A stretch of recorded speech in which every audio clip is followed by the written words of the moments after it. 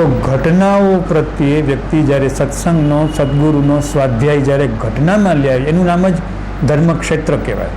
ધર્મક્ષેત્રે કુરુક્ષેત્રે સમવેતા યુત્સવ, કે વ્યક્તિને પોતાનું જે સાધના ભૂમિ છે એ જેનું ધર્મક્ષેત્ર છે એ જ એની સાધના ભૂમિ છે.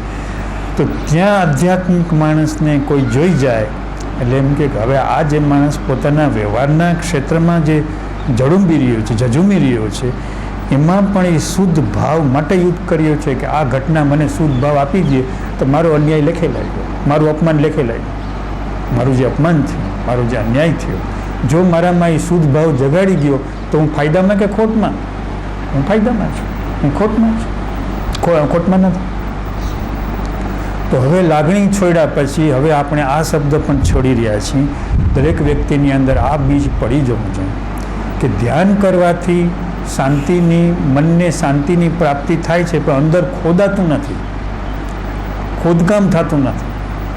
એટલે કે જે પ્રકૃતિના જે દોષો છે, ગુણો છે, એના ઉપર સરસ મજાનું આવરણ આવી જાય છે, લીપાપોતી થઈ જાય છે, પાટાપિંડી થઈ જાય છે ક્રિયાથી. એ ક્રિયા કરવાથી શું થાય કે વર્તમાન સમયમાં જે ક્લેશ વર્તાતો હોય, અશાંતિ વર્તાતી હોય, બેચેની વર્તાતી હોય, તો એટલો સમય આનો ફોર્સ, આનો આ તાજવામાં આનું વજન આવવાથી એટલી મિનિટ, એટલા કલાક તમને સારું રહે, પણ બીજી કલાક તમારી ખતરામાં જાય, વધારે ખતરામાં જાય. તો એનો મતલબ બચવું કેમ, આમાંથી આ દુઃખમાંથી બહાર કેમ નીકળવું? તો કે વ્યક્તિ ઘટનાને ભગવાનની પ્રસાદી સમજે. અમને જે જોગી સ્વામી પાસે પ્રસાદી મળી, અમને આમરણના જે પેલા બાબાની પાસે, મહારાજ પાસે જે પ્રસાદી મળી, આવી પ્રસાદી ઘણી મળી છે, અમને ઘણી જગ્યાએ મળી છે, ક્યાં ન મળે, બધે મળતી હોય છે. તો એને ભગવાનની પ્રસાદી તરીકે જ્યારે તમે એને લ્યો અને એ ઘટનામાંથી એ રીતે પસાર તમે થાઓ, તો નિશ્ચિત રીતે પ્રકૃતિના 3 ગુણો ઘટે અને જે સદગુરુએ જે વાવેતર કર્યું છે, જે ભૂમિની અંદર પોતાની પ્રજ્ઞા ઉર્જા રેડી જ છે, અને અમને તો દરેક દરેક તત્વના જાગેલા માણસને વિશ્વાસ જ હોય કે જેનો અમારો પનારો પડ્યો એની અનંત જન્મોની ગતિ વીરમીને અત્યાર સુધીમાં જેટલા આવ્યા કેટલાય શરીર છોડી દીધા, કેટલાય ભાઈઓએ શરીર છોડી દીધા. 40 વર્ષમાં કેટલાય ભાઈઓ શરીર છોડીને જતા રહ્યા, આ બાજુથી કેટલી બહેનો શરીર છોડીને જતા રહ્યા. અમને એની દ્રઢ પ્રતીતિ છે કે આના અનંત જન્મોની ગતિ કપાઈ ગઈ. પણ વર્તમાનનું શું એ પ્રશ્ન છે કે અનંત જન્મોની જે ગતિ કપાણી એ તો એની અંદર પડેલું બીજ છે. તો કે એને કારણે એની જે ભૂતકાળની જે ગતિ જે આવશે એ બીજ પ્રમાણે આવશે, ભવિષ્યમાં જે એની ગતિ આવશે એ બીજ પ્રમાણે આવશે. પણ વર્તમાન જીવનની જે સમસ્યાઓ, એમાં એની કામગીરી જો એ પોતે ન કરે તો એ ગાળો ટૂંકો ન થાય. જાગેલો માણસ છે એ અનંત જન્મો ઉપર કાપ મૂકી શકે છે, પરંતુ વ્યક્તિના જે 15 જન્મ રહ્યા એ 15 જન્મોને કાપવા માટે શું અનંત જન્મો કપાઈ જાય એટલે 15 રહ્યા. હવે 15 રહ્યા તો કે 15માં વ્યક્તિએ પોતાની જે ઘટનાઓ અને પ્રસંગો એમાં જો એ ન જણુંબે તો બહુ મુશ્કેલી છે, બહુ તકલીફ છે, મુશ્કેલી છે. સ્વાધ્યાયનું આપણે અગાઉ વાત કરી હતી કે માત્ર શ્રવણથી, જેમ આપણે કીધું ધ્યાનથી બદલાશા નહીં, તો માત્ર સત્સંગના શ્રવણથી વર્તમાન જીવનમાં મોટો તમે આ જન્મમાં એમ કે આ માણસ ઘણી કમાણી કરીને વિપડ્યું, આનું હેલિકોપ્ટર વિપડ્યું, આનું પ્લેન વિપડ્યું, એ પાર વગરની કમાણીના પોટલા બાંધીને વિપડ્યું. એક વખત અમે પૂજ્ય મોટાની પાસે બેઠા હતા, પેટલાદથી કોઈ પરિવાર આવી, કીધું મોટા અમને બહુ દુઃખ છે, અમારા પરિવારમાં શાંતિ જ નથી, ક્લેશ જ નથી, બધાયના મોં, બધાયની આંખું બાજે છે, કોઈ સાથે બેસી શકતા નથી, કોઈ સાથે વાત કરી શકતા નથી, કોઈને બીજી કોઈ વાતે દુઃખ નથી, બધી વાતે અમે સુખી છીએ, પણ કોઈના જીવને આમાં જંપ નથી, શાંતિ નથી. મોટા કહે કે જો આપણે તો 5-25 પોટલા લઈને આવીએ છીએ ને પાછા બીજા નવા 5-25 પોટલા ભેગા લઈને જવાની તમે આ જન્મની ક્યાં વાત કરો છો? કે આવતે જન્મે બીજા 5 ભેગા વધારે આવવાના છે, એટલે કે વધારે ક્લેશ આવવાના છે. કેમ? તો કે તમે વર્તમાન જીવનની અંદર કુહાડીથી ઉપયોગ કરતા જ નથી, કોષનો ઉપયોગ કરતા જ નથી, ખોદકામ કરતા જ નથી, ઉપરથી જ બધું વાંચન કર્યા કરો છો, માળા ફેરવા કરો છો, ધ્યાન કર્યા કરો છો, ભજન કર્યા કરો છો, પુસ્તક વાંચ્યા કરો છો, શ્રવણ કર્યા કરો છો, આવું બધું કર્યા કરો છો. અંદર તો કાંઈ સપાટી ઉપર જ બધો રંગ ઉપર રંગ, કલર ઉપર કલર, કલર ઉપર કલર, તો ગુણની વૃદ્ધિ થયા કરે છે, સાત્વિક ગુણની વૃદ્ધિ થયા કરે છે. તો કરી તમે કેટલીક અનુકૂળતા મળે, પણ કે ક્લેશ ન જાય, દુઃખ ન જાય, ભવ દુઃખ ન જાય. તો હવે આ પ્રશ્ન કરતા એ જે આપણને પ્રશ્ન આપ્યો એનો આભાર, કે એને આપણને આ પ્રશ્ન આપ્યો, તો આપણે આટલા સાધકોને એના નિમિત્તે ધ્યાન ખેંચી શક્યા કે જો ખોદકામ ન કરતા હો તો કરજો. રૂમમાંથી બહાર નીકળશો ત્યાં જ તમને શરૂ થઈ જશે. કોઈક સ્કૂટરવાળો તમારી રથડાશે. જીતુભાઈ અહીંથી સત્સંગ પૂરો કેપીસાના ભાઈ સત્સંગ પૂરો કરીને સોલેરિયમ પાસે પહોંચ્યા, એનો જ પાડોશી, એના ઘરની પડખે રહેવાવાળો, એની સાથે સ્કૂટરમાં અથડાણો, ત્યાં પડી ગયા, ત્યાં બ્રેઇન હેમરેજ, ત્યાં જ ખરે. પછી પ્રશ્ન પૂછતા હતા મૃત્યુ વિશે સવાલ પૂછતા હતા, અને જ્યાં સોલેરિયમ પાસે પૂછતા એનો જ પાડોશી ઘરનો, કાયમ એની સાથે રહેવા, એ જ એની સાથે ભટકાણો, અને ત્યાં બ્રેઇન હેમરેજ. એટલે અહીંથી બહાર નીકળ્યા ત્યાં જ કંઈક શરૂ થઈ જશે, કંઈક ને કંઈક. કોઈક અથડાશે, કોઈ કંઈક કહેશે, કોઈ કંઈક કહેશે. ઘેર જાશો ત્યાં કંઈક એવા બાબત કાનમાં સાંભળવા મળશે, એટલે આવા સમાચાર આવ્યા, ત્યાં જ બધી આવી વાતો એવું બનશે. તો એ સમયે તમારા હાથમાં કુવાડી હોવી જોઈએ, કોષ હોવી જોઈએ, કે મારે તો અંદર ઉતરવાનું છે. આ ઘટના તો બધી ઉપરની, અને એ તો અનંત કાળમાં આવી ઘટના બન્યા જ કરવાની હતી, પહેલાંય બનતી હતી, આજે બને છે અને ભવિષ્યમાં બનશે. એમાં હું કંઈ ફેરફાર કરી શકવાનો છું? તો બધાએ ફેરફાર કરી નાખ્યો હોત, કે મારી બુદ્ધિ કંઈ ફેરવી નાખવાની છે, મારા વિચારો કંઈ ફેરવી નાખવાના છે, તો ફેરવી નાખ્યા. કાંઈ ફરવાનું નથી. જે બનવાનું છે એ બને જ છે, થવાનું છે એ થાય જ છે. કોઈ મોટા નિયમને આધારે છે બધું ચાલે છે. તો અહીંથી નીકળતા જ જ્યારે શરૂ થાય તેમ થાય કે આને જે શબ્દ પ્રાપ્ત કર્યો, જે પ્રજ્ઞાશક્તિ પ્રાપ્ત કરી, પ્રકૃતિના 3 ગુણને જે અહીં ઢીલા કરી નાખવામાં આવ્યા, અને એને કારણે હવે એ વાતાવરણને આપણે બગાડવું નથી, અંદરનું મનને જરાય બગડવા દેવું નથી. પણ કેટલાક તો તરત જ બીજે માર્ગે ચડી જાય. એમ તો સત્સંગ પૂરો થયો નથી ને એ ક્યાંક ઓલા ગુટકા ખાવા ને, કોઈ પાનની દુકાને, કોઈ ક્યાં ને, કોઈને ક્યાંય ને, કોઈને કાંઈ વાતો ને, કોઈને રાજકારણની વાતો ને. એટલે ઓલું જે પેલું વાતાવરણ જે બન્યું હોય ને એ છિન્ન ભિન્ન થઈ જાય, વિખરાઈ જાય. તો હવે એ જવાબદારી બીજાને જે આપણને મળે, આપણે ઓળખીતો પારખીતો, એને ખબર ન હોય કે આની અંદર શું વાતાવરણ થયું છે, એને ખબર ન હોય. પણ વ્યક્તિને શરમ આવે કે હવે આપણે એમ કેમ કોઈને આપણે નારાજ કરાય, કોઈની લાગણીને કેમ ઠેસ પહોંચાડાય. તો હવે આટલો શ્રમ લેવો પડશે કે હાથ જોડીને કહેવું પડશે કે હું કોઈક મારી અંદર જબરજસ્ત પ્રોસેસમાંથી પસાર થયું છે, મારી અંદર સદગુરુનો શબ્દ પડી ગયો છે અત્યારે, અને એમાં જબરજસ્ત દૂધમાં જેમ મેળવણ પડી જાય અને દહીં થઈ જાય એવું થઈ ગયું છે, દહીં થઈ જાય એવું છે, પલટો ખાઈ જાય એવું છે. પણ મેળવણ મારે 12 કલાક સુધી થાળી ઢાંકીને એને ક્યાંક મૂકી દેવું પડશે, ફ્રીજમાં કે વારે જોશું તો દહીં થશે નહીં. કનૈયાલાલ મુનશી, અરવિંદ છે એ કનૈયાલાલ મુનશીના બરોડામાં પ્રોફેસર હતા. કનૈયાલાલ મુનશી એની પાસે ભણતા.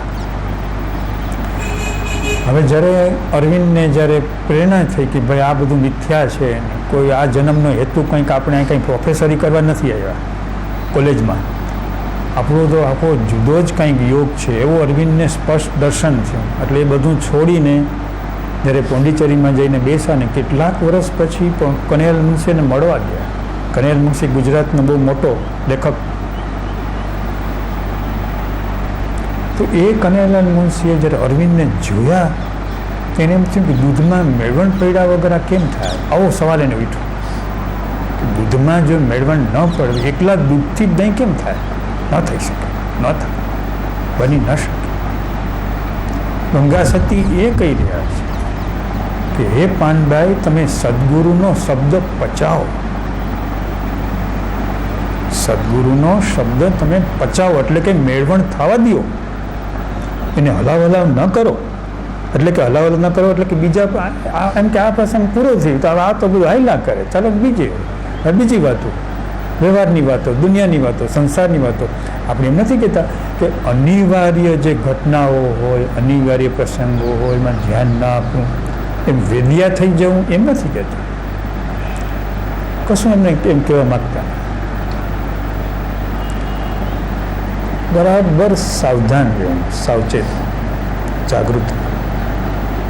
હું તમને મારો એક અનુભવની વાત કરું કે મદ્રાસની અંદર જે કૃષ્ણમૂર્તિ સાથે અમારે બહુ અંતરનો હેત હતો, જે કૃષ્ણમૂર્તિ અમારી સામે જોઈને જ વાત કરે, અમે હાજર ન હોય તમને સોયધા કરે કે આજ કેમ નથી, જુએ પછી જ એને શાંતિ થાય ક્યાંય બેઠા છે. જ્યારે અમે પ્રવચનમાં થિયોસોફિકલ સોસાયટીમાંથી જતા હતા ત્યારે હરજીવનદાસ કાલિદાસ મહેતા ગુજરાતના મોટા થિયોસોફિસ્ટ, અમે કોલેજમાં ભણતા ત્યારે એમને સાંભળતા થિયોસોફિકલ સોસાયટીમાં, કોલેજમાં, FYમાં, SYમાં. એમના દીકરા યોગેન્દ્રભાઈ, એ પણ થિયોસોફિસ્ટ. એને એમ કે ચાલો રસ્તો પસાર થાય, એટલે એને મારા ખભા પર ચાલો ચાલો કે આપણે જઈએ. પ્લીઝ ડોન્ટ ટચ મી, મને અડોમાંથી તો કાં મારે બહુ મોટો હમણાં યોગ થવાનો છે, અહીંયા જઈ રહ્યો છે, બહુ મોટી પ્રોસેસ થવાની છે, કાંઈનું કાંઈ થઈ જવાના છે, મોતીથી વિંધાઈ જવાના છે. તમે મને એટલે પહેલાં તો સેજ આમ ઓલા થઈ ગયા. એના ફાધર મારા ઉપર બહુ જ, એને ખબર નહોતી કે એના ફાધર સાથે મારો શું સંબંધ છે. એના ફાધર પણ આવતા. એના ફાધર ક્યાં બેસતા કે કૃષ્ણમૂર્તિ એક નાનકડા સ્ટૂલ ટેબલ ઉપર બેઠા હોય, એના ફાધર એ ટેબલની નીચે પછવાડે બેઠા હોય, સામે હું બેઠો. એટલે કૃષ્ણમૂર્તિ મારા સામે જોતા હોય અને એના ફાધર મારા સામે જોતા હોય નીચે ટેબલ. બોમ્બેમાં, મદ્રાસમાં નહીં, બોમ્બેમાં. આવો એના પિતા સાથે મારો સંબંધ. એટલે યોગેન્દ્રભાઈ મેં કે ચાલો ચાલો આપણે ટાઈમ પાસ થઈએ કે વાતો કરતા જઈએ. પ્લીઝ ડોન્ટ ટચ, તમે કાં આગળ જાઓ કાં હું આગળ જાઉં. પછી તો એને ખ્યાલ આવી ગયો, તો મિત્ર થઈ ગયા હતા. હવે આવું આપણે જરાક કોઈને આંચકો લાગી જાય કે તમને સંભવ છે કે તમારી અંદર બરાબર શબ્દએ કામ કર્યું હોય, જબરજસ્ત ઉર્જા અંદરથી જગાડી હોય, અને કોઈ મળે ને તમે પ્લીઝ મને, અત્યારે ટ્રેનમાં જતા હોય તો કે આપણે જુદા જુદા કમ્પાર્ટમેન્ટમાં બેસશું, બસમાં જતા હોય તો કે જુદી જુદી સીટ ઉપર અજાણ્યા માણસની પડખે બેસશું, જાણીતાની પડખે નહીં, કારણ કે એ આપણે વ્યવહારની વાતો કંઈક કરાવવાનો જ છે. સારો માણસ હોય તોય અમે એમ જ પ્રવાસ કરતા, મારે ભેગા આવતા એને પૂછજો. અમે કહેતા કે તમે પેલા કમ્પાર્ટમેન્ટમાં જતા રહ્યો, મારી બાજુમાં બેઠા હોય તો કે તમે પેલી સીટ ઉપર જતા રહ્યો, મારી પડખે ન બેસો. કારણ કે ચિંતન મનન પડખેના જે વિચારો અને આપણા વિચારો બે એક થઈ જાય. આપણો જાણીતો માણસ હોય, આપણો ઘરનો માણસ હોય તો કોઈ દિવસ સાધના ન થાય. ઘણા માણસ સાધના કરવા ઘરની બહાર જાય. શું કે ઘરના માણસોના બધાના વિચારનું આખું કોઇન્સિડન્ટ બધું સાથે જ ચાલે. એને મનસશાસ્ત્રમાં કંઈક એવો શબ્દ છે કે આ જે એ બધાનું પેલું રિલેશન હોય એકબીજા. તો ગમે એવું ધ્યાન કરવા માગે પણ ઘરનો માણસ બેઠો હોય, આપણને હેરાન ન કરતો હોય, આપણને સગવડ દેતો હોય, આસન કરી દે, વાળી દે, છોડી દે, બધી સગવડ કરી દે, અનુકૂળતા આપે, પણ તો એના વિચારો આપણા મગજમાં આવે. એટલે જ્યારે ઘર છોડીને કોઈ મંદિરમાં ક્યાં બેસે, હવે ધ્યાન લાગી ગયું. કોઈ આશ્રમમાં જાય તો હવે ધ્યાન લાગી ગયું. શું કામ લાગી ગયું? કે પેલું જે અવકાશની અંદર જે તમારું અને એનું એ બેનું સમાન મન જે છે એ ચાલુ રહે છે. હવે તમે તમારા પોતાના અંગત મનને કાબૂમાં લ્યો છો, પણ પેલું તમારામાં દાખલ થાય છે એનું શું? એટલે જે વાતાવરણનો ફેર કરવો, હવા ફેર કરવી, જગ્યા ફેર કરવું. એટલે એનો મતલબ એવો કે ઓળખીતો માણસ ભેગો આવે અને તમે કોઈ યોગના શિબિરમાં જાઓ, 10 દી તમારે આંગળી પકડીને ભેગો જ હોય, દૂર થાય શિબિર કાંઈ ન થાય. બે મિત્રો મૈત્રી કરી લે. અનુકૂળતા માટે કરવું પડે કે ભાઈ પ્રવાસ કરવો હોય, 2 જણા સાથે હોય તો અનુકૂળતા રહે, પણ પાછું ગોઠવણી એવી હોવી જોઈએ કે આપણા બેયના મન આઘા રહેવા જોઈએ. કારણ કે મન ખતરો છે, ડેન્જર છે. દરેક મન એક બોમ્બ લઈને બેઠો છે, વિસ્ફોટ છે. તો કે બોમ્બ આઘું, એ મન આઘું રહેવું જોઈએ. વ્યવસ્થા પૂરતું ભેગું મળવું પડે. ક્યાંક ભેગા થઈ જવું, ક્યાંક છૂટા પડી જવું તો કે એ બરાબર છે, પણ કે જેમ બને એમ અજાણ્યા સાથે રહેવું, અપરિચિત સાથે રહેવું, આ માર્ગમાં, અધ્યાત્મના માર્ગમાં એ અનિવાર્ય છે. તમે અહીં બેઠા હો અને તમારો પડખે તમારો ભાઈ જ બેઠો હોય તો તમને એટલો આનંદ ના આવે, એટલી સમજણ ન મળે. કારણ કે એ ભાઈ, એ જે સંસારના કુટુંબના જે વિચારો હોય એ ભાઈ એકબીજાની સામસામે એની રેન્જમાં ચાલતા જ હોય. કુટુંબના વિચારો, તમારો પાડોશી બેઠો હોય, તમારો પાક્કો ભાઈબંધ બેઠો હોય, એ પાકા ભાઈબંધને કહેવાય ગોલા ખૂણામાં જતો રહે, હું પાછળ બેસી જઈશ, હું બૂટ ચંપલ પડ્યા છે ત્યાં બેસીશ, પણ હું અહીં નહીં બેસું. તો બૂટ ચંપલ પડ્યા છે ત્યાં બેસવાથી ફાયદો છે, અહીં બેસવાથી ફાયદો નથી.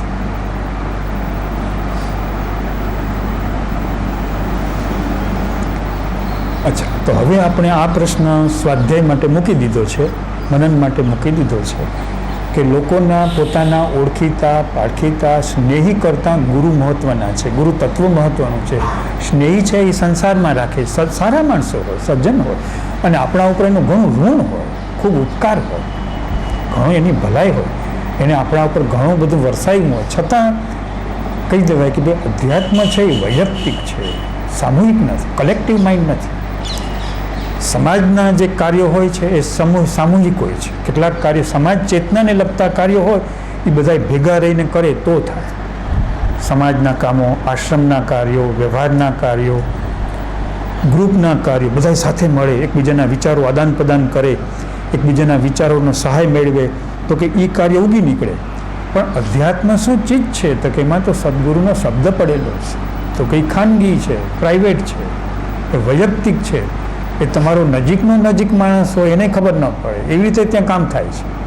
તમારો મોસ્ટ નિયરેસ્ટ માણસ હોય, ઘણો બધો પ્રેમી માણસ હોય તો પણ એને ખબર ન પડે એવી રીતે ત્યાં કામ થાય છે. તો કે તો પછી એ ખાનગી જ રાખવું પડે, એ ખાનગી જ રાખવું પડે. તો કે એ વસ્તુને એનું નામ યોગ પકડવો કે તો જ્યારે વ્યક્તિ અહીં આવતી હોય, બે માણસ ભેગા આવતા હોય તો બે માણસ સંપી જાય અને બે માણસ થોડુંક અંતર ઊભું કરી નાખે, ડિસ્ટન્સ ઊભું કરી નાખે કે આપણે એકબીજાના જે સંસાર વ્યવહારની જે આંટી ઘૂંટીઓ છે એનાથી છૂટા પડી જાય, એનાથી મન છૂટું પાડી નાખે.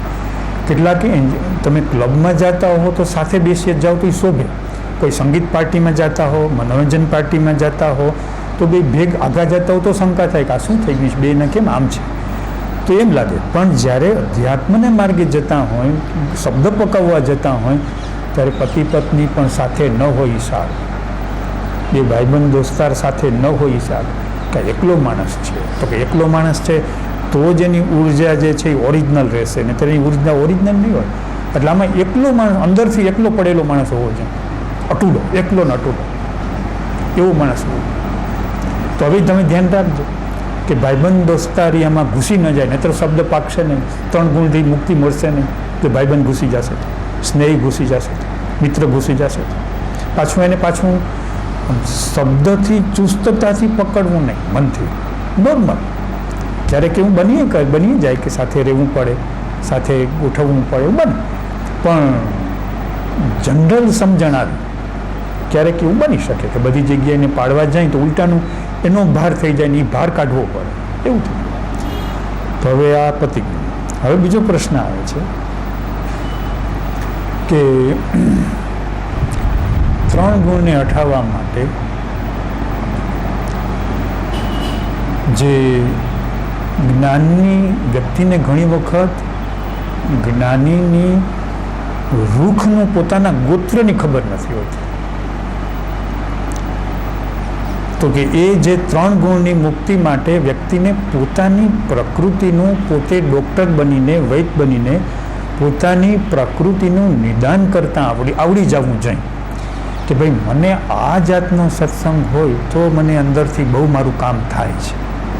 કેટલીક વાર માણસ બહુ સારા હોય, જ્ઞાની બહુ સારા હોય, પણ એનું ગોત્ર અને તમારું ગોત્ર બે એક ન હોય.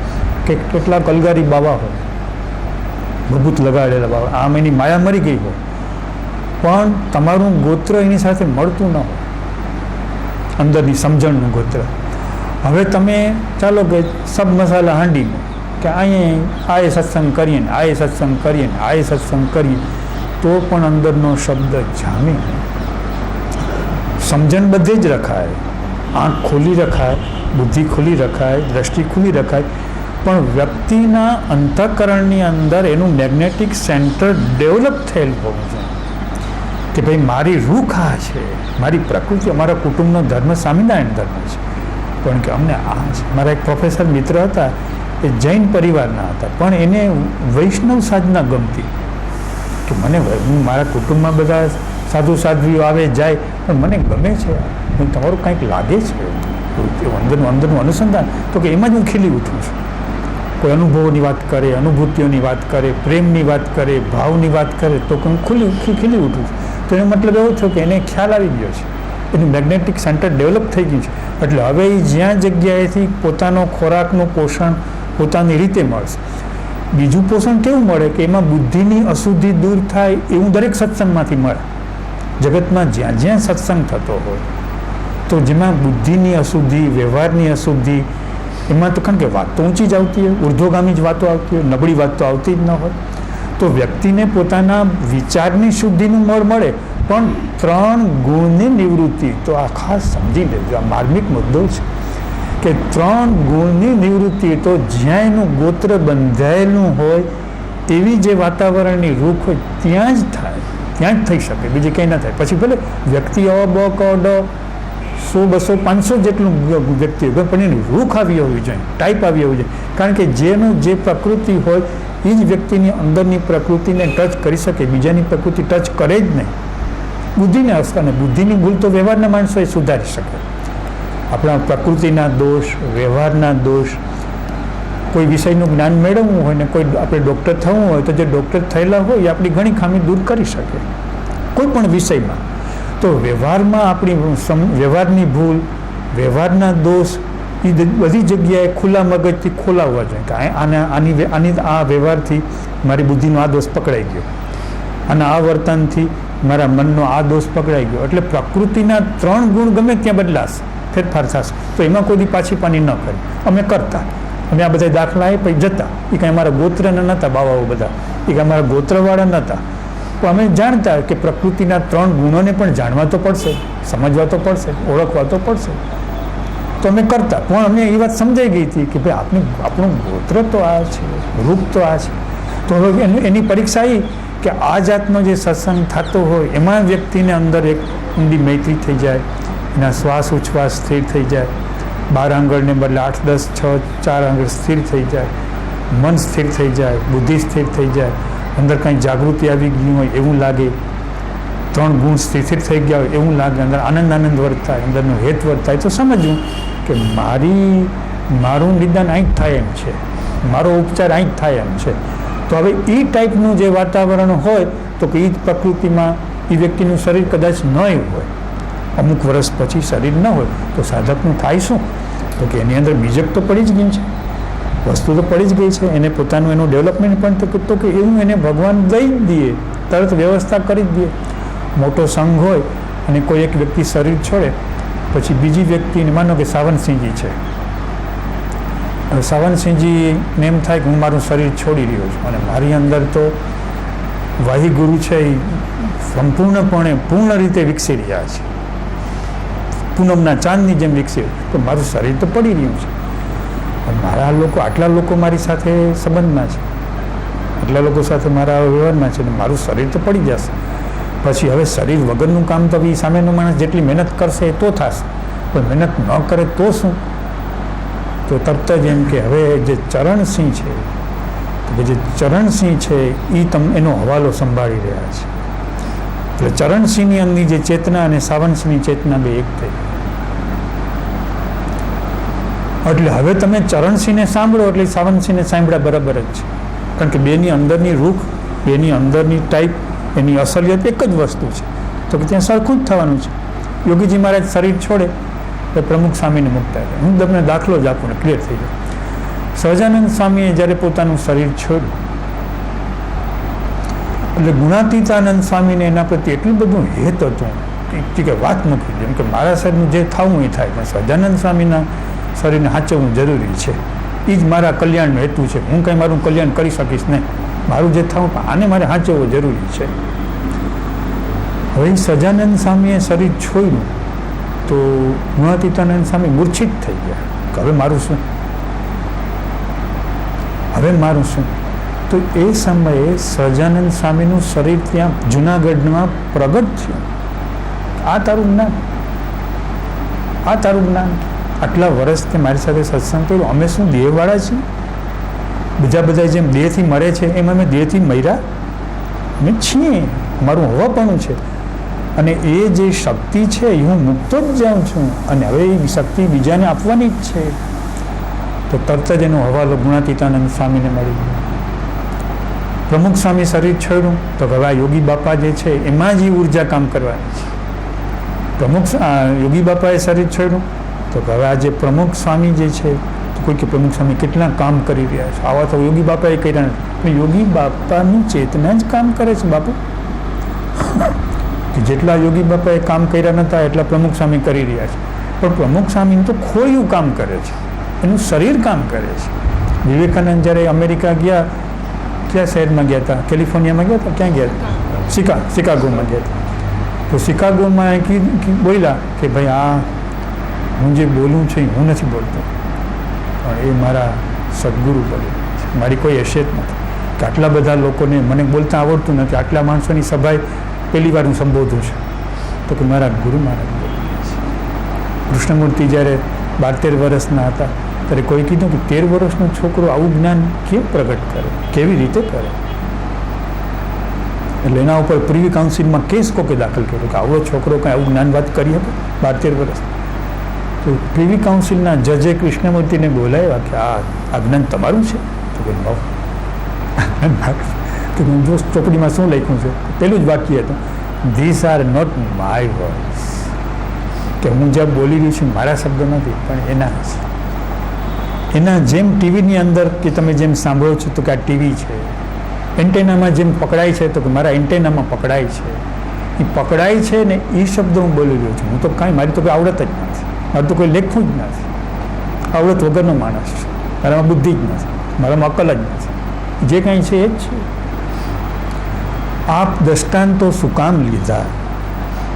મગજમાં એનું સેટિંગ થઈ જાય, સેટ થઈ જાય કે જે સદગુરુનો જે શબ્દ છે એ વિફળ નથી, એ નાશવંત નથી, એ અનસ્વર છે, એ અવિનાશી છે.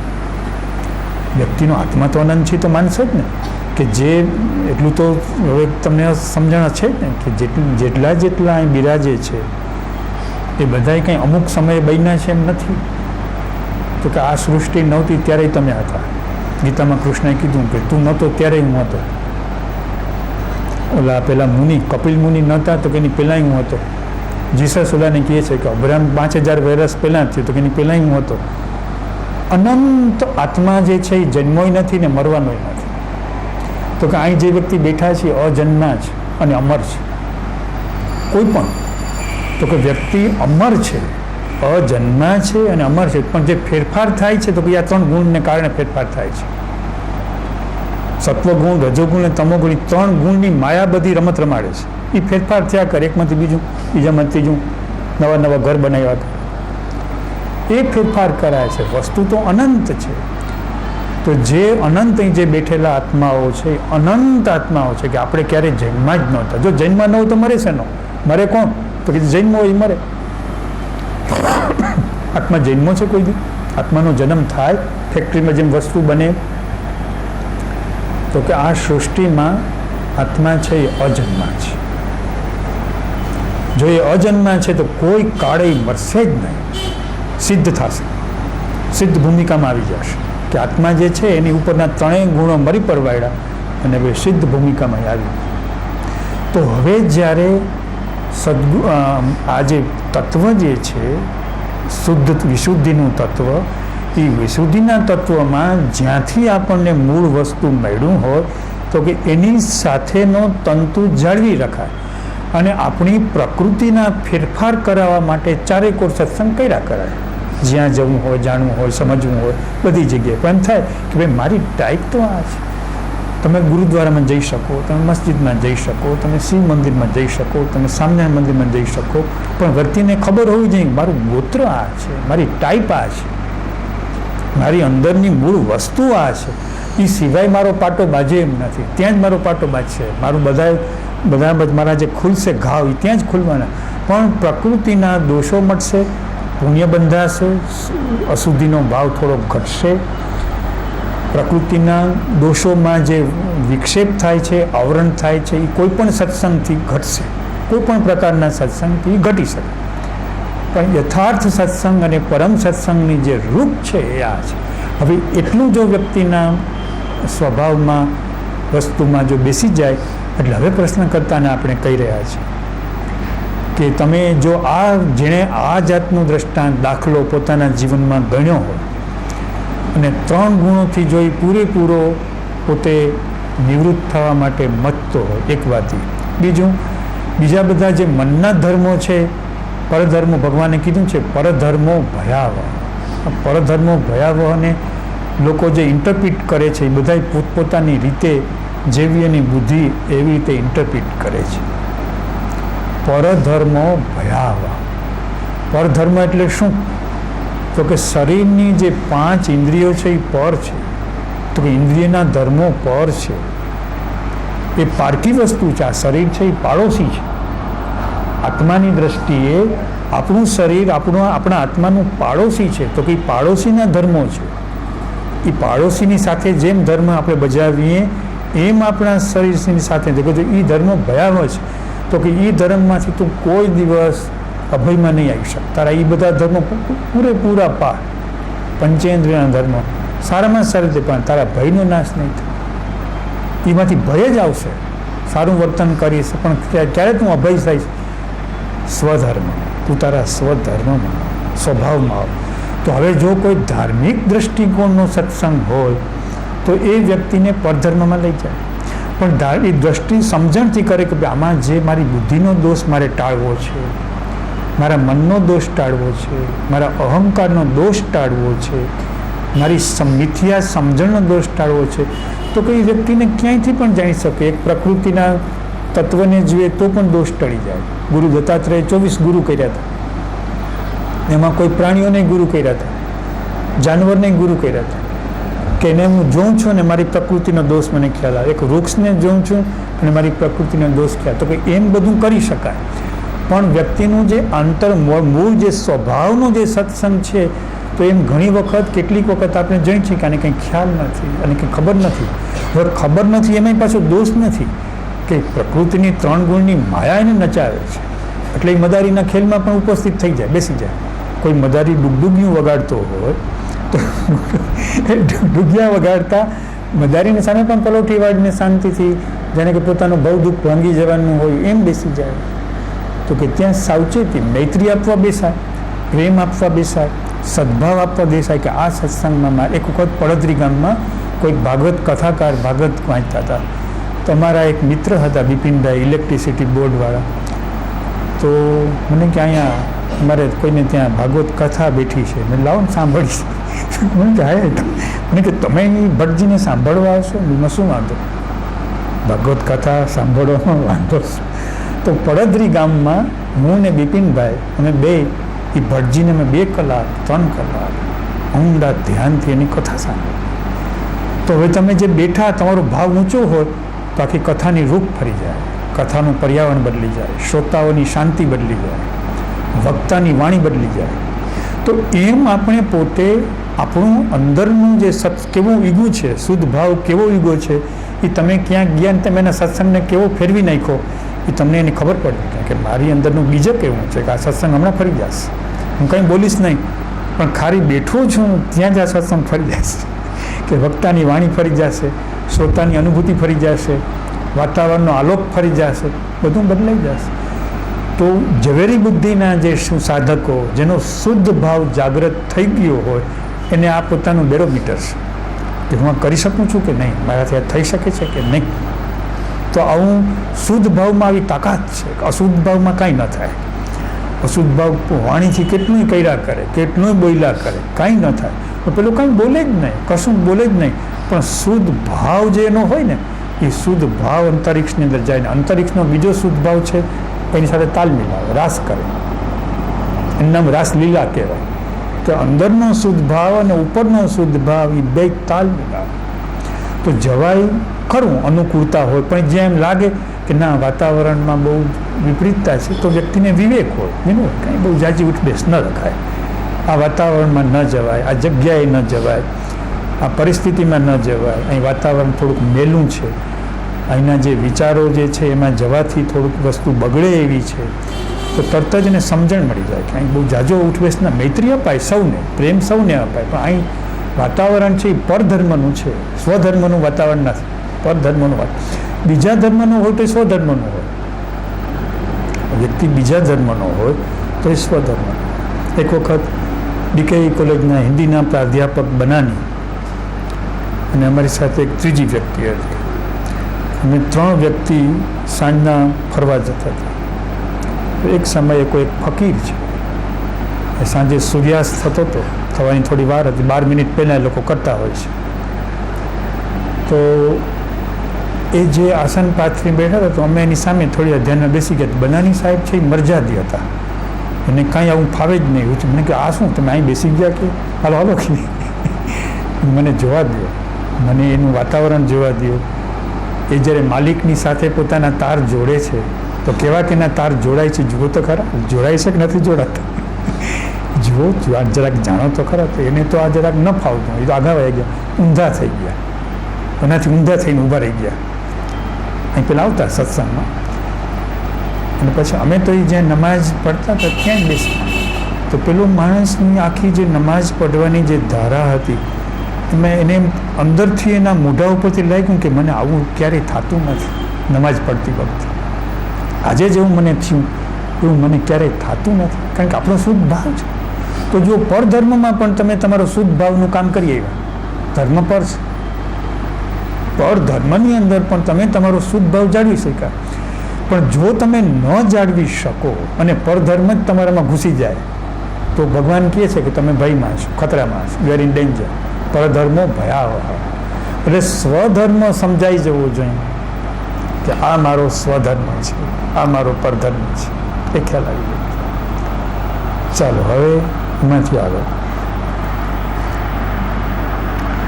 કે વ્યક્તિને પોતાને સત્સંગની અંદર એની જે રૂપ છે એ પકડાવી જોઈએ.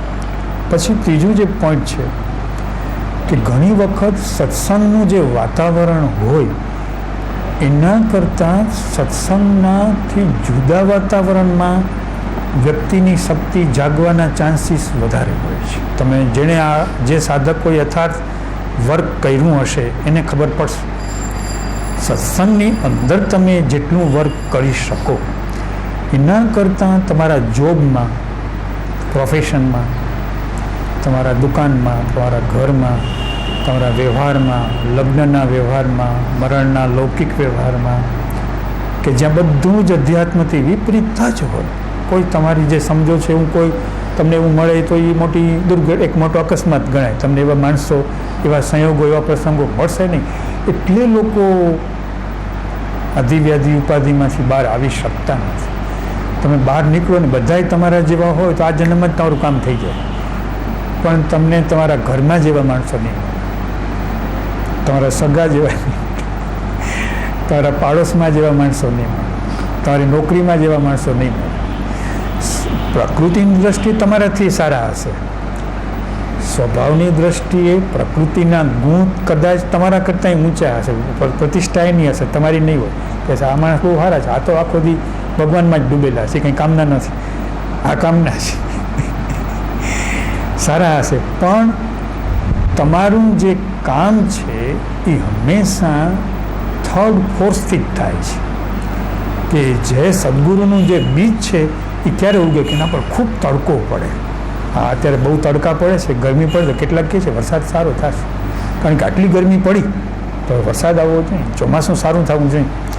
તો જેટલો વ્યક્તિને વિપરીત આયામમાં જેને ધક્કા જેટલા લાગે તો એ સમયે જે વ્યક્તિ સદગુરુને યાદ કરે, એને સ્મરણમાં રાખે કે ઓ ગુરુ મહારાજ, ઓ ગુરુ મહારાજ, ઓ ગુરુ મહારાજ, ઓ પરમાત્મા, ઓ પરમાત્મા.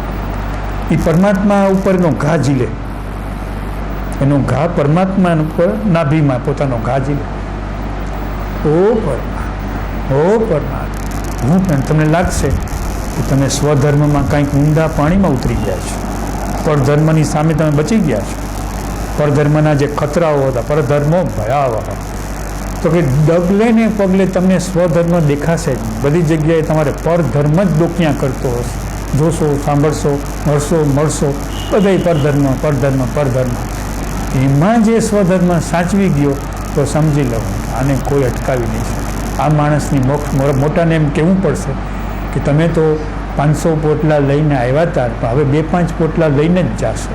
તમારા 495 પોટલા તો અહીં જ રહી જવાના છે.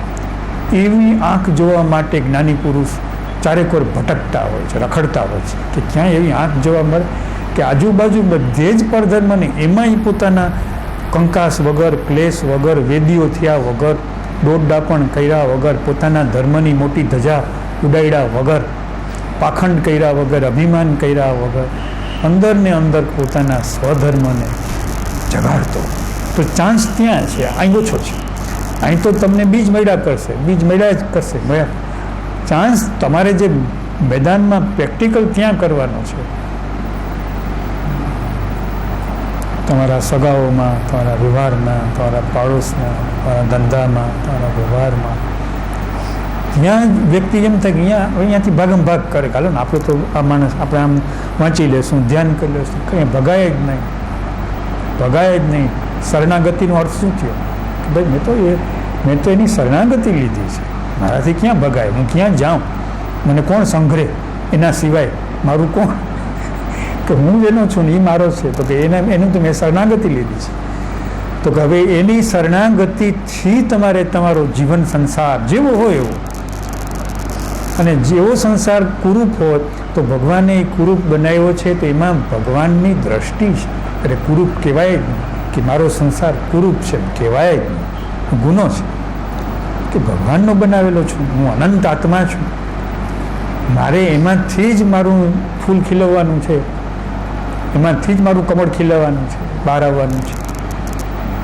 આ પ્રેક્ટિકલ અધ્યાત્મની અંદર અનિવાર્ય છે. પછી અહીં અમારા ઘણા મિત્રો અહીં આવતા નથી, જો વર્ષમાં એકાદ વાર આવે, તો અમારા પ્રત્યે તમારા કરતાં ઘણો પ્રેમ હોય છે. હોય છે કે આપ જેટલો અમારા પ્રત્યે સ્નેહ ધરાવો છો, પ્રેમ ધરાવો છો, એવા કેટલાય લોકો છે કે આવે જ નહીં. વર્ષમાં એકવાર આવે તો આવે, ના આવે. પણ એટલી એનામાં તીવ્રતા હોય, એટલું બધું એનું ખેંચાણ હોય, અને પોતાના ફિલ્ડમાં એ વર્ક કરતા, કામ કરતા, તો આપણે કંઈ અપેક્ષા ન હોય કે સત્સંગમાં પધારો, આવો, બેસ, પૂછીએ નહીં કે કેમ આવતા નથી, જરૂર જ નહીં. શરીરની શું જરૂર છે? તો ગુણવાળા માણસને શરીરની જરૂર કે ભાઈ તમે કેમ ઘણા દિવસથી દર્શન દેતા નથી. પેલો રાજી થાય કે દર્શન થશો તો ગુણના થવાના છે, 3 ગુણના દર્શન થવાના છે. પણ પેલા અજ્ઞાત રીતે એનો જે શુદ્ધ સ્વભાવ છે એની સાથે એનો સંપર્ક થતો, કોન્ટેક્ટ થતો. હમણાં ભાવનગરથી એક કોઈ પત્ર આવ્યો, એ પત્ર પરેશભાઈએ ખોલ્યો, જોયો, એમાં એને વાક્ય લખ્યું હતું, dearest and nearest to me. એ પરેશભાઈ કે આ ભાવનગરમાં કોણ માણસ છે કે તમારો આટલો બધો ડિયર, તમારો આટલો બધો નિયર, કે એટલું નિયર મારાથી કોઈ નથી, એટલું ડિયર મારાથી કોઈ નથી. તો કે આ ભાવનગરમાં છે કોણ? એવો પરેશભાઈ મને પ્રશ્ન, આ કોણ છે, મારે આનું જોવું, દર્શન કરવા છે. કે નિયરેસ્ટ એન્ડ ડિયરેસ્ટ. તો કે હું બહુ નિકટતા, એ અહીં પરેશભાઈનું મોઢું જોયું નથી, પરેશભાઈ એનું ઓળખતાય નથી. તો કે આ માણસ છે કોણ? તો એ આટલો બધો પોતાનો દાવો કરે છે કે હું નજીકમાં નજીક તમારી સાથે છું. સ્થૂળ શરીરથી નહીં, સૂક્ષ્મ શરીરથી નહીં, કારણ શરીરથી નહીં, સમજીને કહું છું, સ્થૂળ શરીરથી નહીં, સૂક્ષ્મ શરીરથી નહીં, કારણ શરીરથી નહીં, અને પ્રાણ શરીરથી નહીં, શુદ્ધ સ્વભાવથી નિકટ છે. શુદ્ધ સ્વભાવથી નિકટ છે. તો આપણે કોઈથી મળતાય નથી, પણ પોતાનું ભજન કર્યા કરે છે, અંતર નિરંતર ભજન કરે. એટલે આપણે કહીએ છીએ કે હળવા મળવાની, રવિવારે એક વખત મળી લીધું પછી ખરેખર જરૂર નથી. અમને એમ થઈ જાય કે બસ હવે પાછી વ્યક્તિએ પ્રયોગ જ કરવાનો છે, પ્રેક્ટિકલ જ કરવાનો છે. મિટિંગ પૂરી થયા પછી પણ ઘણા લોકો કે ભાઈ આ પ્રશ્નનું શું, તે પ્રશ્નનું શું, એમ મળવા માગે છે, પણ અર્થ વગરની વાત છે. એ અંદરની પ્રોસેસ બગડી જવાની છે, એ ખુલાસા થવાથી. એ ખુલાસાની કોઈ જરૂર નથી. એક્સપ્લેનેશનથી કંઈ કામ થાય છે? ખુલાસાથી કામ થાય છે? તો ત્યાં થઈ ગયો હોત. તો સત્સંગ પૂરો થયા પછી પેલો વ્યવસ્થામાં જે માણસ હોય ને હટાવીને કે હટી જાય, ખસી જાય, મારે પૂછવું છે. તો કે ભાઈ આનો અર્થ આમ કેમ? હવે તમને ત્યાં ન સમજાવું, હવે આ ખુલાસાથી શું સમજાવવાનું છે? હવે એમાં જ રહ્યો. એ જે સ્થિતિ છે એને મેન્ટેન કરો. એ પ્રોસેસ તો છે જ અંદર. શબ્દની શું જરૂર છે? બુદ્ધિથી નિશ્ચિત થવાની શું જરૂર છે? બુદ્ધિના નિશ્ચય કોઈના ટકે છે? નિશ્ચય અંદર હોય છે, શુદ્ધ સ્વભાવમાં નિશ્ચય પડેલો હોય છે. જ્ઞાની પુરુષનો નિશ્ચય શુદ્ધ સ્વભાવમાં હોય છે. પેલો નિશ્ચય તો 3 ગુણનો છે. તો આ મુદ્દે પણ જરા સ્વાધ્યાય માટે જરાક થોડુંક ધ્યાન આપજો. તો શું સત્સંગ જામે કે લોકો સ્વાધ્યાય કરીને આવે છે, એમને નથી આવતું. એટલે ઘણા વખત આપણે કહેતા કે ભાઈ ન આવો, ન આવો, ન આવો, મહેરબાની કરીને ન આવો. આવો તો એવી રીતે આવો કે નહીં અમે વર્ક કરીએ છીએ તો આવો, નહીં તો કંઈ ભેગા થવાની શું જરૂર છે? હવે આ પ્રશ્ન આ બાબતમાં આપણી પાસે 10 મિનિટ છે, તો 10 મિનિટમાં કંઈ મારે માટે હવે કંઈ કહેવાનું નથી. કેવું હોય તો હું પૂછી લ્યો.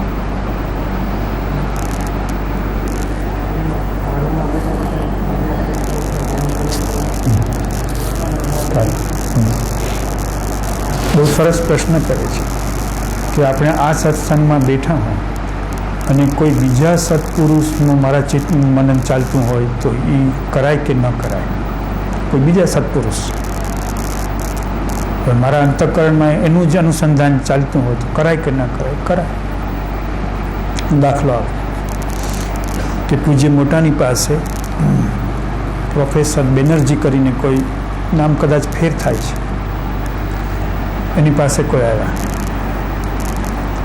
આવ્યા તો મોટા પાસે, પણ પોતાના જે ગુરુ હતા, સદગુરુ, એનું જ એને સ્મરણ થયા કરતું,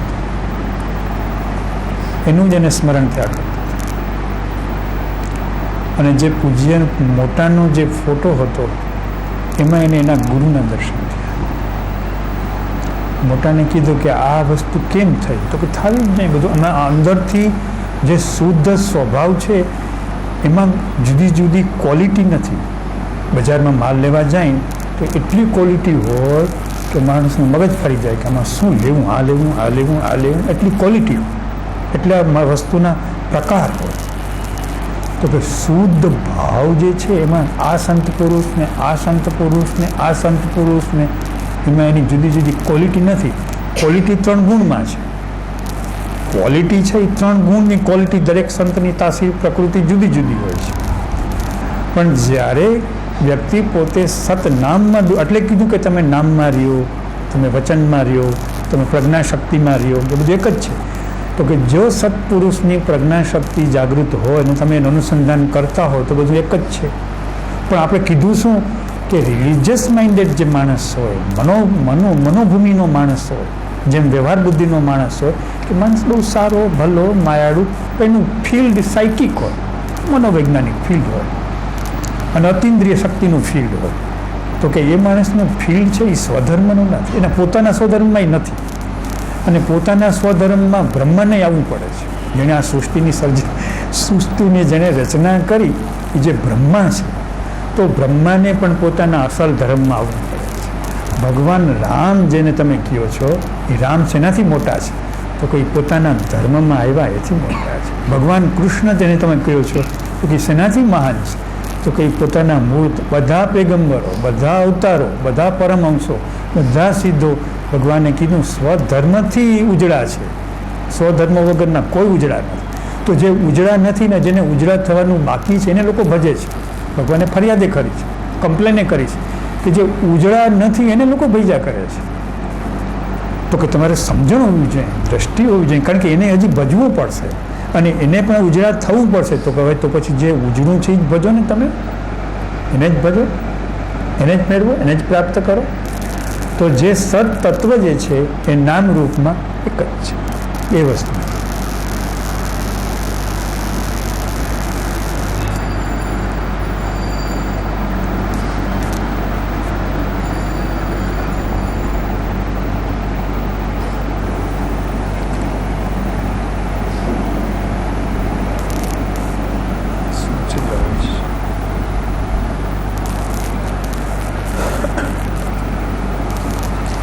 પ્રશ્ન થઈ ગયો, એને લીટો મારી દેવો.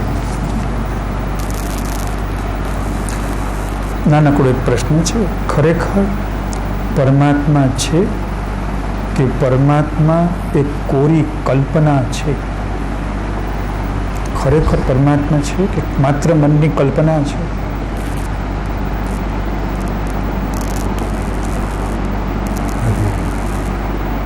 એક જ્ઞાની પુરુષને કોઈ પત્રકારે પ્રશ્ન પૂછેલો હતો કે તમે ભગવાનમાં, ઈશ્વરમાં માનો છો?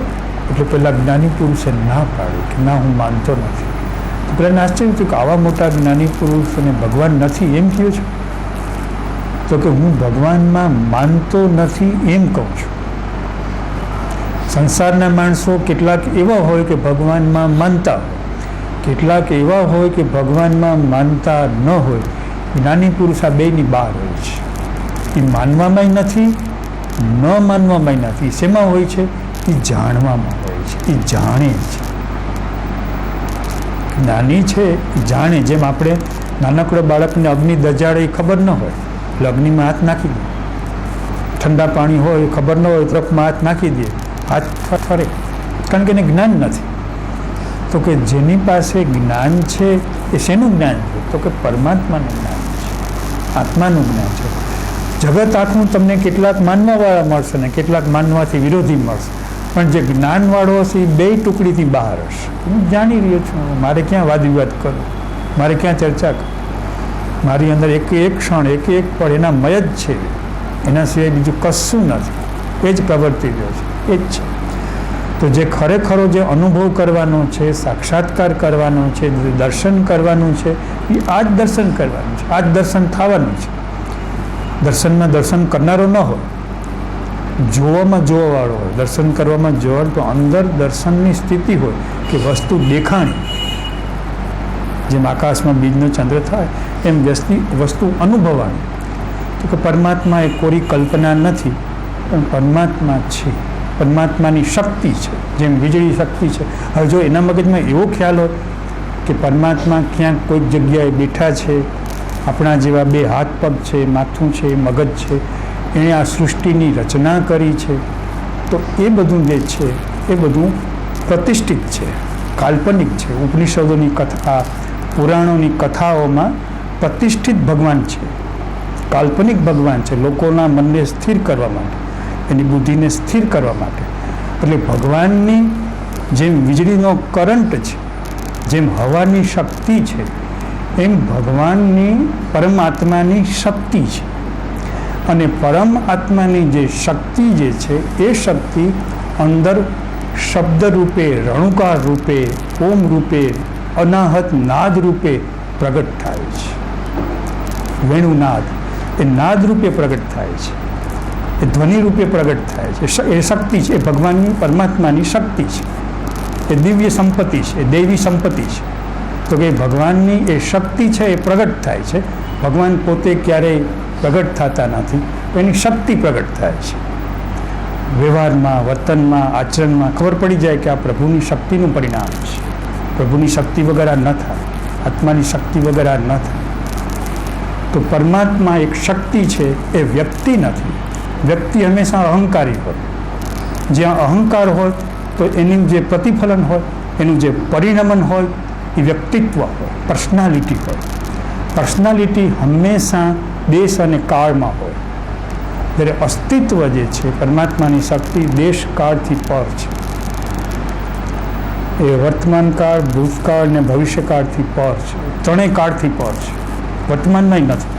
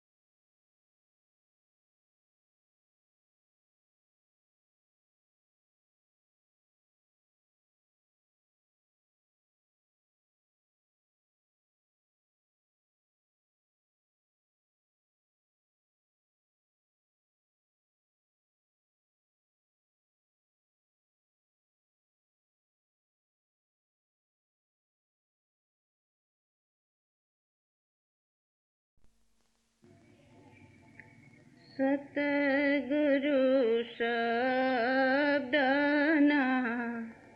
થાવો અધિકારી પાનબાઈ મેલો અંતરના માન રે માન મૂકીને તમે આવો મેદાન મારે સમજો સતગુરુજીની શા સતગુરુ શબ્દના થાવો અધિકારી પાનભાઈ મેલો અંતરના માન રે અંતર ભાગ્યા વિના ઉભરો નહીં આવે પાનભાઈ ન થાય સાચે સાચી વાત રે આટી છૂટે જ્યારે અંતર તણી ત્યારે પ્રભુ દેખાશે આપો આપ રે સતગુરુ શબ્દના થાવો અધિકારી પાનભાઈ મેલો અંતરના માન રે સતસંગ રસ એ તો અગમય પાર છે રે પીવે કોઈ પીવાના હાર રે તન મનની સુધી જ્યારે ભૂલશો રે પાનભાઈ અરસ પરસ મળશે એક તાર રે સતગુરુ શબ્દના થાવો અધિકારી પાનભાઈ મેલો અંતરના માન રે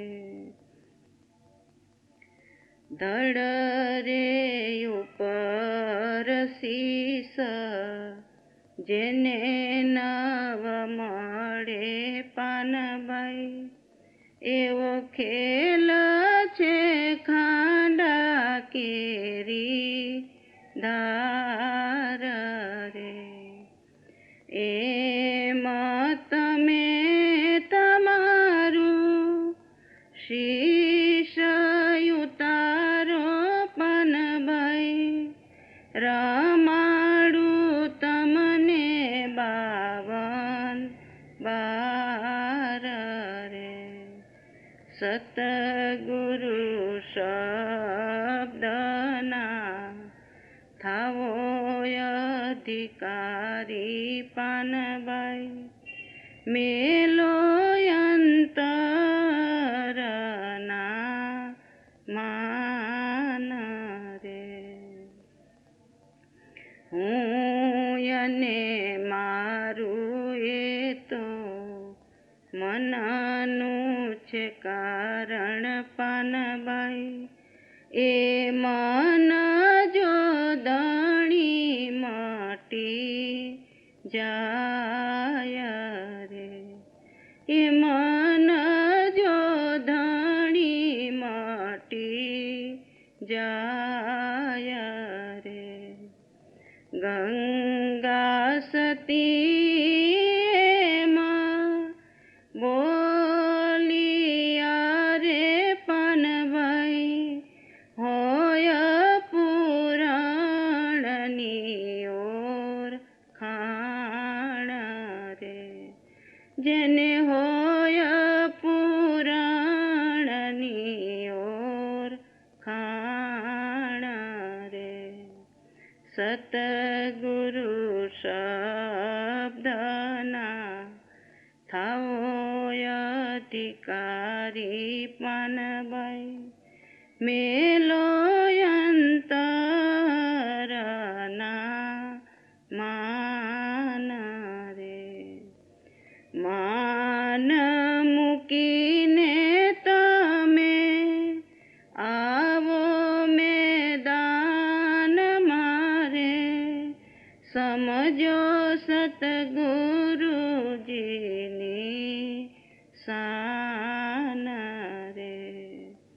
સતગુરુ શબ્દના થાવો અધિકારી પાનબાઈ. મેલો